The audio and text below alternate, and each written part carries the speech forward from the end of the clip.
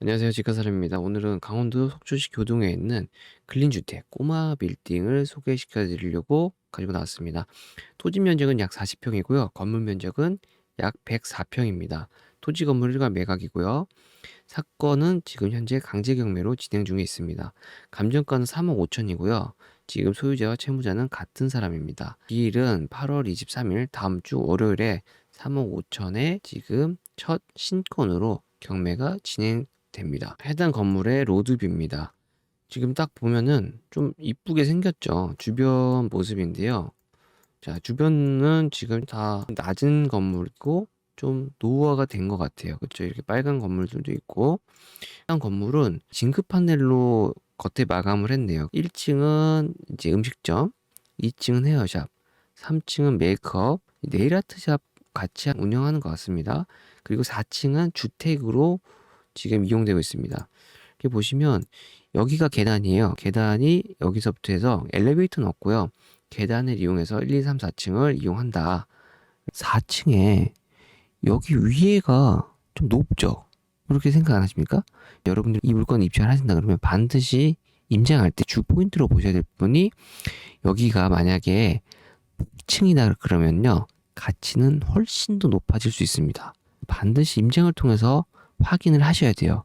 제가 항상 이런 건물들을 볼 때요. 옆에 있는 횡단보도 앞에 있는 건물을 추천을 드리는데 왜 그러냐면 이 횡단보도 앞에 있으면 사람들이 빨간불을 때 기다리잖아요. 그러면서 주변을 살핍니다. 사람들의 시각이 이렇게 앞에 있는 건물 그러면 나중에 필요하게 됐을 때 이용을 하게 되는 거예요. 또한 여기 보시면 요즘에 30km 위반 단속 카메라들 꽤 많이 보이시죠? 그러면 이 위반 카메라 30km짜리가 거의 어디에 있냐면요. 거의 대부분 초등학교 근처에 있습니다. 그렇기 때문에 여기는 초등학생들이 많이 왔다 갔다 하는 길목이다. 즉 주변에 학교가 있다. 라는 것도 여러분들이 알 수 있습니다. 주변을 보겠습니다. 고등초등학교 보이죠? 초등학교가 있고요. 중학교가 있습니다. 초등학교, 중학교 학생들이 이용을 한다라는 걸 알 수 있고요. 여기 중학교도 옆에 있고요. 즉 여기 초등학교 또 있죠. 학교가 많습니다. 지적 편지들 보면은 주거 지역이에요. 학교들이 이렇게 많이 있다 보니까요. 여기 보시면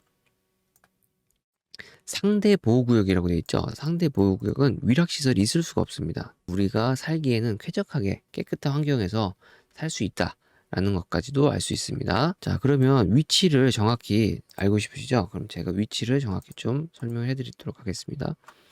속초가 최근에 많이 주목을 많이 받는데요. 그 이유는 기존에는 서울에서 우리가 강원도 갈 때 이렇게 용인으로 내려와 가지고요.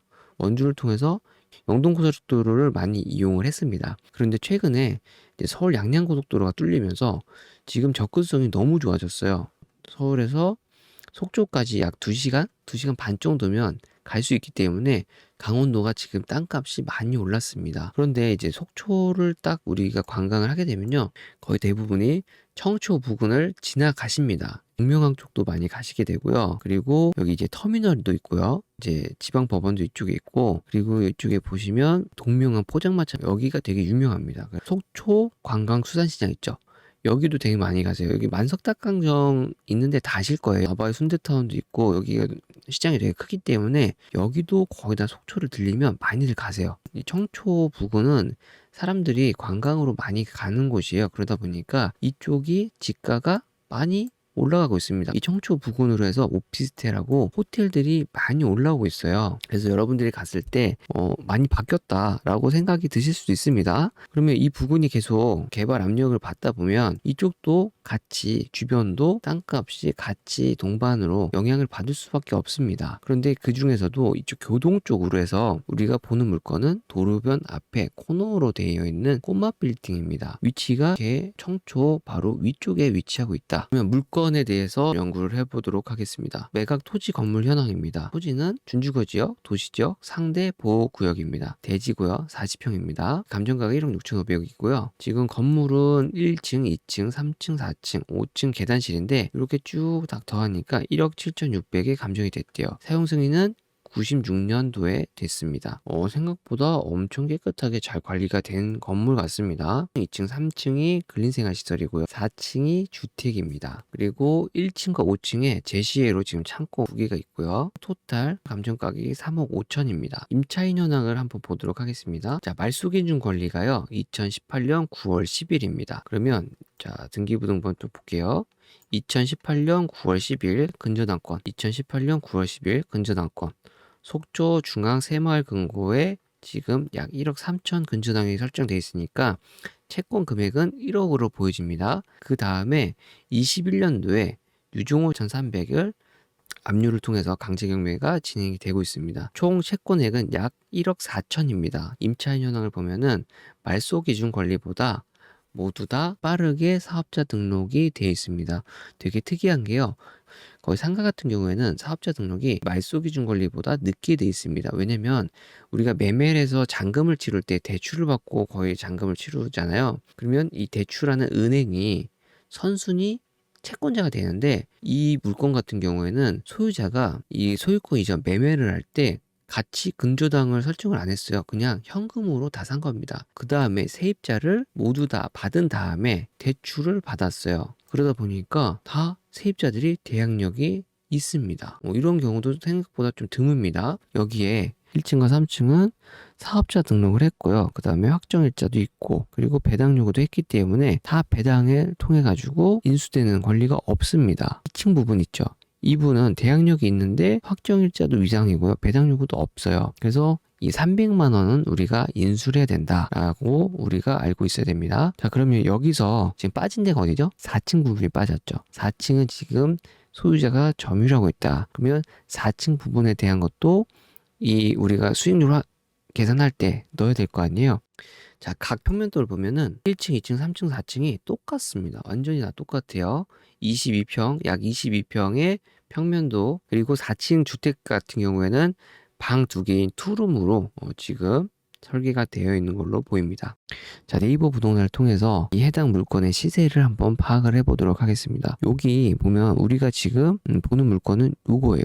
요겁니다. 요건데 여기는 해당 층은 2층인데 상가입니다. 상가인데 23평에 지금 500에 40으로 월세를 내놨어요. 그리고 이렇게 쭉 봤을 때 월세 물건은 별로 없습니다. 상권이 제가 봤을 때 좀 괜찮은 것 같아요. 그래서 이쪽 도로변에 지금 공실은 거의 없다라고 보여집니다. 근데 실제로 가서 또 확인을 해봐야겠죠. 자, 시세 파악 겸 월세 물건 파악이 좀 어려우니까요.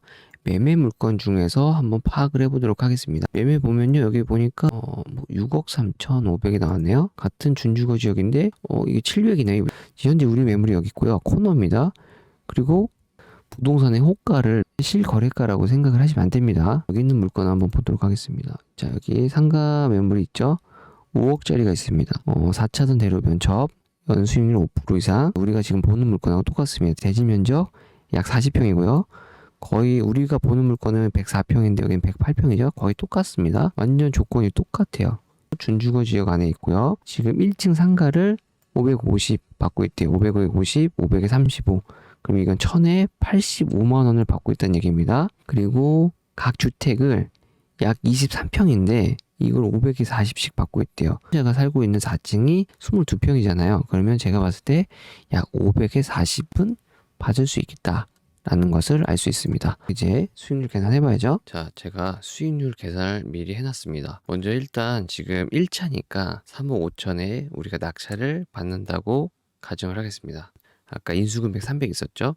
300 더해서 3억 5천 300에 우리가 매입하는 겁니다. 그리고 대출을 우리 낙찰가액의 80%를 받겠습니다. 그래서 2억 8천. 대출 금리는 지금 금리가 오른다고 하니까 4%를 잡았어요. 그래서 980만 원 정도 연 이자가 나갑니다. 그리고 임대 보증금은 지금 현재 임차 보증금 1,600, 그리고 월세 합계 145만 원, 요 내역을 그냥 그대로 적었습니다. 그래서 1,600에 145만 원. 그런데 4층이 지금 현재 조사에 소유자 점유잖아요. 22평이 시세가 제가 보니까 약 한 그냥 500에 40 정도가 되는 것 같습니다. 그래서 500에 40을 제가 가정해서 넣습니다. 그러니까 총 임대 보증금이 2,100만 원, 그리고 월세가 185만 원이 나옵니다. 그리고 기타 비용은 이제 3억 5천 우리 낙찰가에 이제 취득세와 법무비 등등 넣어가지고 제가 약 5%를 잡았습니다.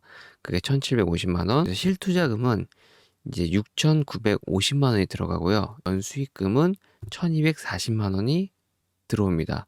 그래서 연수익률은 17.84%가 나옵니다. 17.84%면 뭐 지금 은행 금리가 뭐 거의 없다시피 하잖아요. 그러니까 17.84%면 뭐 괜찮지 않나 싶습니다. 그런데 대출금리를 그냥 3%로 잡으면요. 약 20%가 나옵니다. 19.86%가 나오니까 지금 현재 시중금리로 따지면은 약 20%가 나오고요. 그리고 앞으로 올라갈 걸 생각했을 때 3.5%로 잡으면 약 18% 정도가 나옵니다. 근데 여기서 우리가 또 공부할 거 제가 하나 알려드리겠습니다. 자, 여기 보시면 사업자 등록을 하고요. 확정일자를 받았죠. 자, 사업자 등록을 하고 여기는 확정일자가 미상이고 배당 요구가 없습니다. 자, 여기는 사업자 등록을 하고요. 확정일자 받았고 그 다음에 배당 요구를 했어요. 자, 여기서 뭘 얘기하고 싶냐면요. 자, 보세요. 사업자 등록은 주택에서는 전입신고랑 같습니다. 그리고 전입신고가 돼 있고 확정일자가 있을 때 배당 신청이 가능해요. 그렇죠? 근데 여기 보시면 이제 김유미 씨 여기 3층 세입자는요. 배당 요구를 했습니다. 배당 요구했죠. 근데 배당 요구 종기가 있어요. 여기 위에 21년 8월 2일 날 배당 요구 종기입니다. 이 배당 요구 종기 전에 이 두 분 1층과 3층은 배당 요구를 했어요. 이 얘기가 뭐냐면요. 자, 배당 요구는요. 임대차의 해지를 요구한다 라는 얘기입니다. 의미가 임대차의 해지 요구예요. 나는 이 보증금 받고 나갈래요 라는 얘기입니다. 절차가 어떻게 되면요. 세입자가 경매법원에다가 배당 요구를 하게 됩니다. 그러면 경매법원에서는요. 채무자한테 야, 세입자가 배당 요구를 했다라는 걸 알려줘요. 그 문서가 그 주인 채무자한테 송달이 되는 즉시 이 효력이 발생이 됩니다. 어떤 효력이요? 임대차의 계약 해지가 간주가 되는 거예요. 간주가 되기 때문에 그럼 뭐예요? 이 3층과 1층의 세입자는 나가겠다 얘기를 하는 겁니다. 지금 나가겠다는 거예요. 배당을 받고 나는 나갈래요 라고 하는 거예요. 지금 즉 이 건물이 수익률이 좋아 보이는데 실제로 이 세입자들이 나갔을 때 공실 염려가 있죠. 공실 염려가 있기 때문에 이 물건은 조심해야 됩니다. 현재 요즘에 공실이 나는 건물들이 많잖아요. 임차를 맞추기가 어렵잖아요. 왜냐면 자영업자들이 생각보다 쉽게 지금 사업을 시작을 안 합니다. 이 코로나 때문에. 그런데 이 1층과 3층이 비어버린다 그러면 수익률에 문제가 생기겠죠. 그리고 수익률이 떨어지면 그만큼 건물의 가치는 같이 떨어집니다. 그거를 여러분들이 아셔야 돼요. 자, 2층 분 같은 경우에는 2층 세입자는요. 여기 지금 헤어샵 같은 경우에는 대항력은 있어요. 그런데 확정일자 미상이고 배당 요구가 없습니다. 난 계속 사업을 할래 라고 얘기를 하는 거예요. 1층 같은 경우에는 음식점이니까 안에 주방 시설 다 해야 되고 루비나 포스기도 갖다 놔야 되고 이런 상이랑 의자랑 다 준비를 해야 되잖아요. 인테리어도 해야 되고 2층도 똑같죠. 2층도 헤어샵이니까 헤어샵에 맞게 큰 거울도 갖다 놔야 되고 의자도 갖다 놔야 되고 뭐 머리 감는데도 이렇게 다 인테리어도 해야 됩니다. 3층도 네일아트 샵이니까 거기에 맞게끔 인테리어가 들어가야 돼요. 그런데 3층과 1층 분은 지금 배당 요구를 했어요. 즉 임대차의 해지 요구를 한 거예요. 그렇기 때문에 이분들은 배당 요구를 해서 배당을 받게 되면 이분들은 임대차 해지가 된 겁니다. 그래서 나가는 거예요. 그러면 여기서 또 의미하는 게 있죠. 대부분의 자영업자들이 상가 투자할 때 어떤 걸 또 바라면서 투자를 하죠? 세 글자. 권리금. 권리금을 지금 포기했다는 거랑 똑같습니다. 즉 권리금을 포기할 정도로 장사가 안 된다는 얘기예요. 그리고 나는 보증금만 받고 나가겠다는 얘기를 지금 하고 있는 거예요. 여기서 2층 분은 어느 정도 장사가 되시나 봐요. 아니면 어느 정도 버틸만 하신 것 같아요. 그래서 배당 요구를 안 하셨어요. 즉 계속 여기서 나는 장사를 하겠다라고 얘기를 하고 있는 거예요. 여러분들이 상가 물건 볼 때는요. 대항력이 만약 이렇게 있는 경우에는 확정일자와 배당 요구가 있어서 여기서 세입자가 지금 나갈 건지 안 나갈 건지 그리고 권리금을 포기한 건지 그런 부분도 어느 정도 유추가 가능합니다. 근데 실제로 가서 봤을 때 여기 세입자하고 만나서 얘기를 해보니까 세입자가 이렇게 하는 게 좋다더라 하시는 분들도 있어요. 경매를 모르시는 분들이 거의 대부분이기 때문에. 그러니까 임장 갔을 때는요, 이런 부분도 함께 확인을 하셔야 됩니다. 아시겠죠? 만약에 3층, 1층 분이 진짜로 나가신다 그러면 생각보다 세입자를 원활하게 빨리 구할 수 없을 수도 있어요. 그러면은 공실이 장기가 되면 그만큼 수익률이 많이 떨어지기 때문에 여러분들이 이런 것까지도 고려하셔가지고 입찰을 하셔야 된다 라는 거를 알려드리고 싶습니다. 지금까지 집가사람이었고요. 여러분들의 성공 투자를 항상 바라도록 하겠습니다. 해당 영상이 도움이 되셨다면 구독과 좋아요 부탁드리도록 하겠습니다. 이상 집가사람이었습니다. 감사합니다.